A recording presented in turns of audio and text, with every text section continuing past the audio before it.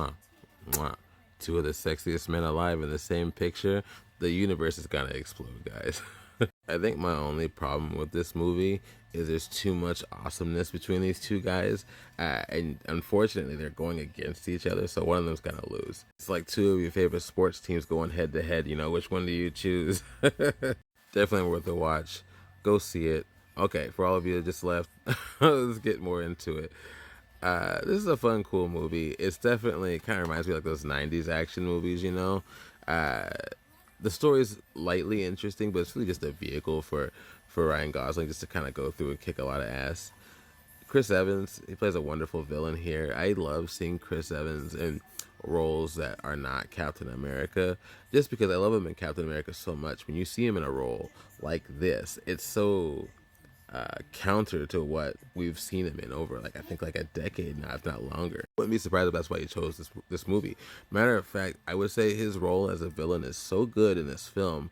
I root for him more. I love Chris Evans. I love him that much. I love Ryan Gosling too, like a lot, like a lot. Mwah. But man, Chris Evans, man, he just kills it every time. This man knows how to step his game up. Combat's really cool here. The action's really cool. It could be a little bit too over the top at times and without any reason, without seemingly any real consequence. But it's fun to see. Anna de Armas, obviously great. She's really good, of course, in this one.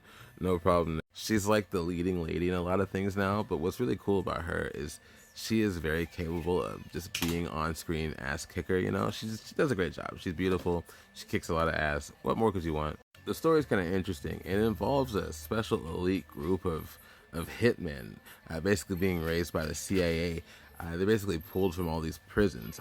Ryan Gosling's character, he's, you know, I think he might be like a lifer in prison for something, and they just recruit him and they make him into even more of a badass.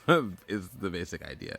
But in this story, they start trying to retire these people. They try to get rid of the program, but they do it violently. And Gray Man here, Ryan Gosling, he's not having that. So they bring in Chris Evans here, the big guns, basically the psycho, the guy that they wouldn't hire normally. They bring him in. So it's basically they make a reckless choice to do something stupid. They don't mention him in here, but Billy Bob Thornton's also in this movie. He plays a really cool role too. He's kind of like a mentor, basically, to Ryan Gosling's character.